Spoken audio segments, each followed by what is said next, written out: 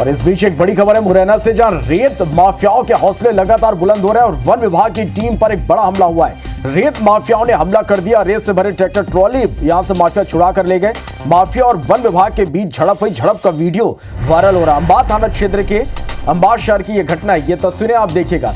ये बड़ी खबर है मुरैना से, जहां रेत माफियाओं के हौसले बुलंद है। वन विभाग की टीम पर माफियाओं ने हमला कर दिया।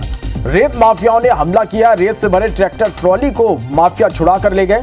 माफिया और वन विभाग के बीच झड़प हुई। झड़प का वीडियो वायरल हो रहा। तस्वीरें आप देख पा रहे हैं। अंबाह थाना क्षेत्र के अंबाह शहर की यह घटना है। तो ये बड़ी खबर है इस वक्त की, और ये तस्वीरें बता रही कि किस तरह से माफियाओं के हौसले पूरी तरह से बुलंद हो चुके हैं। और ये ऐसा पहली बार नहीं है जब पुलिस टीम पर हमला हुआ हो। इससे पहले भी जब भी पुलिस कार्रवाई करने यहां पर पहुंचती है, इन पर कार्रवाई करने पहुंचती है, तो इस तरह से हमला पुलिस पर होता है। और एक बार फिर से इस तरह की तस्वीरें माफिया और वन विभाग के बीच झड़प हुई है। झड़प का वीडियो अब तेजी से वायरल हो रहा है। सत्येंद्र सिंह तोमर हमारे संवाददाता फोन लाइन पर जुड़े हैं। सत्येंद्र, ये कोई पहली घटना नहीं है। रेत माफिया इससे पहले भी वन विभाग की टीम पर हमला कर चुके हैं। और ये कब की पूरी घटना और क्या कार्रवाई अब इस पूरे मामले में हो पाई अब तक?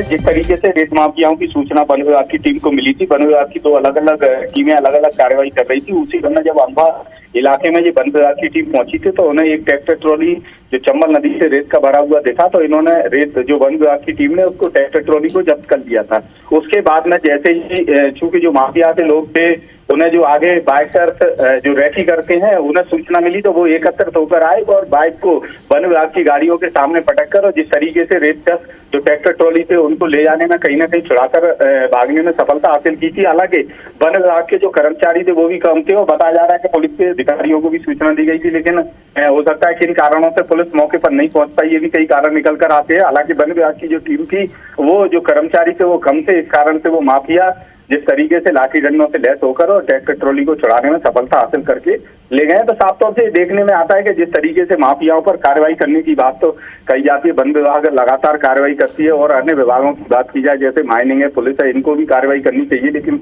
आखिर क्यों नहीं कर रहे हैं, ये कई कारण निकल कर आते हैं। और साफ तौर से देखने में आखिर क्यों नहीं कर रहे हैं, ये कई कारण निकल कर आते हैं। और साफ तौर से देखने में आता है कि माफियाओं के हौसले इतने बुलंद हैं, कहीं ना कहीं राजनेताओं का संरक्षण प्राप्त है, इसलिए ये जो माफिया है वो कहीं ना कहीं हमला करने से पीछे भी नहीं हटते हैं। जी सत्येंद्र, कौन कौन से ऐसे इलाके हैं जहां पर अब भी इस तरह से माफिया पूरी तरह से सक्रिय है, और क्या पुलिस के पास कोई प्लानिंग है इन पर एक बड़ी कार्रवाई करने के लिए?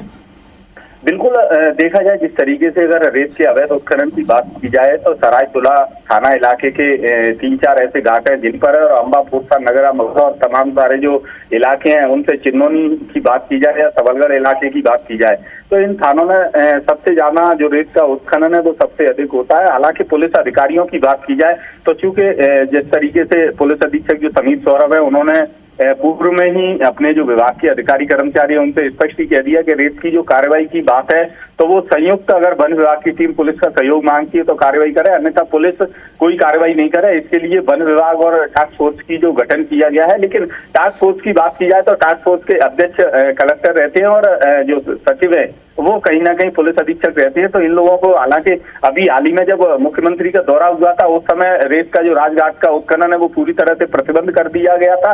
लेकिन अब चारों तरफ चंबल के जो भी घाट हैं, जहां भी उत्खनन होता है वहां धड़ल्ले से उत्खनन किया जाता है। और रेत के ट्रैक्टर ट्रॉली जो माफिया है वो चाहे राजस्थान की तरफ ले जा रहा हो, या उत्तर प्रदेश या भिंड जिले या ग्वालियर तक, इस उत्खनन का रेकेट बनकर ट्रक और ट्रैक्टर ट्रॉलियों के माध्यम से ये बड़ी तस्करी में लगे हुए हैं। लेकिन कोई भी अधिकारी, जिम्मेदार अधिकारी जब या तो प्रदेश सरकार के मुखिया या कोई अन्य प्रशासनिक अधिकारी आते हैं, उस समय रेत को बंद करा दिया जाता है, लेकिन उसके बाद फिर धड़ल्ले से यही उत्खनन का काम शुरू कर दिया। तो देखना होगा सत्येंद्र इस मामले में किस तरह की कार्रवाई यहाँ पर अब आगे होती है। बहुत बहुत शुक्रिया आपका हमारे साथ जुड़ने के लिए, इस तमाम जानकारी के लिए।